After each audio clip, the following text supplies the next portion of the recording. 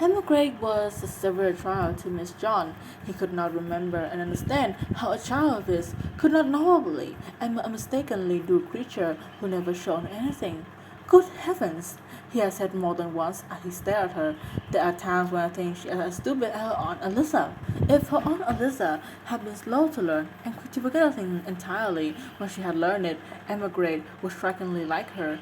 She was a memento dunce of the school, and it could not be denied. She must be made to learn, her father said to Miss Minchin. Consequently, Emma Grade spent the greater part of her life in disgrace or in tears. She learned things and forgot them, or if she remembered them, she did not understand them. So it was natural that, having made Sarah's acquaintance, she should sit and stare at her with profound admiration. You can speak French, can you? She said respectfully. Sarah got onto the window seat, which was a big, deep one, and taking her feet, sat in her hands clasped around her knees. I can speak it because I have heard it all my life, she answered. You could speak it if you had always heard it. Oh, no, I couldn't, said Emerald. I never could speak it. Why? Inquired Sarah curiously. Emma Gray shook her head, so that the pigtail wobbled. You heard me just now, she said. I'm always like that. I can't say the word. They were so pure. She paused for a moment, then added, with a touch of awe in her voice, You are clever, aren't you? Sarah looked out the window into the dinky square, and there were sparrows were hopping and twittering on the wet iron railings and the sweet branches of the tree. She reflected a few moments. She heard it read her often that she was clever, and she wondered if she was, and if she was, how had it happened. I don't know, she said. I can't tell. Then, seeing a mournful look on the ground, Tubby face, she gave a little laugh and changed the subject. Would you like to see Emily? She inquired. Who's Emily? Emmerich asked, just as Miss Mission had done. Come up to my room and see, said Sarah, holding out her hand. They jumped down from the window seat together and went upstairs. It is true, Emmerich whispered, as they went through the hall. Is it true that you have a playroom all to yourself? Yes, Sarah answered. Papa asked Mission to let me have one because, well, it was because when I play I make up stories and tell them to myself, and I don't like people to hear me. It spoils it to think that people listen. They had reached the passage leading to Sarah's room by this time, and Emma Gray stopped short, staring, quite losing her breath. You make up stories, she gasped. Can you do that, as well as speak French? Can you? Sarah looked at her in simple surprise. Why, anyone can make up things, she said. Have you never tried? She put her hand warningly on Emma Gray's. Let us go very quietly to the door, she whispered, and then I will open it quite suddenly. Perhaps we may catch her. She was half laughing, but there was such a mysterious hope in her eyes which fascinated Emma Gray, though she had not the remotest idea what it meant, or whom she wanted to catch, or why she wanted to catch her. Whatsoever Sarah meant, Emma Gray was sure it was something delightful or exciting. So, quite thrilled with expectation, she followed her on tiptoe along the passage.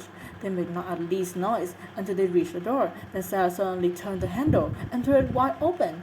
Its opening revealed a room quite neat and quiet.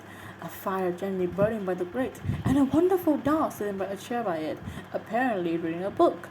Oh, she got back to her seat before we could see her, Sarah explained. Of course they always do. They are as quick as lightning. Emma could look at her and the doll back again. Can she walk? She asked presently. Yes, Sarah answered. At least I believe she can. At least I pretended I believe she can. And that makes it seem it was true. Have you never pretend things? No, said Emma Grove. Never. Tell me about it.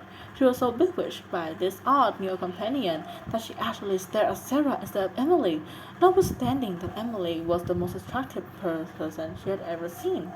Let us sit down, said Sarah, and I will tell you. It is so easy that you can begin and you can't stop. You just go on and on doing it always. And it's beautiful. Emily, you must listen. This is Emma Grace, John. Emma Gray, this is Emily. Would you like to hold her? Oh, may I? Said Emma Gray.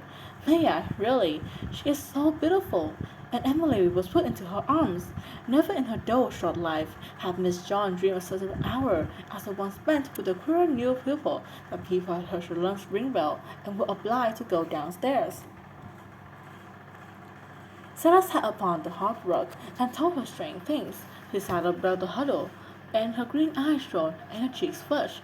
She told stories of the village, the stories of India, but what fascinated Emigrate was most of her fancy about the dolls who walk and talk, and who could do anything they chose when the humans being were out the door. And who must keep the powers of secrets of the field back to the place like lightning when people return to the room. We couldn't do it, said Sarah seriously. You see, it's kind of like magic.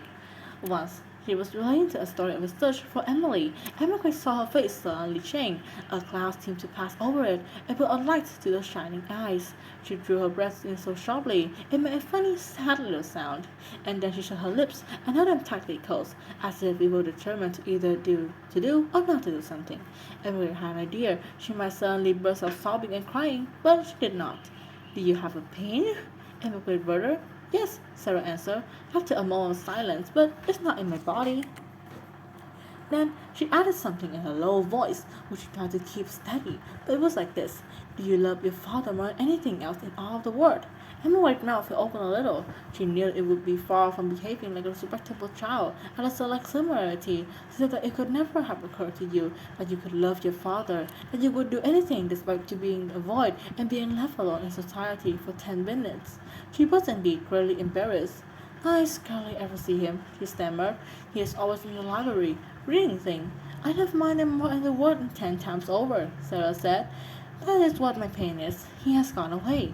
Sarah put her head quietly down to her little huddled knees and sat very still for a few moments. She was going to cry out loud, thought Emma Gray carefully, but she did not. Her short black locks tumbled from her ears, and she sat still. Then she spoke without lifting her head.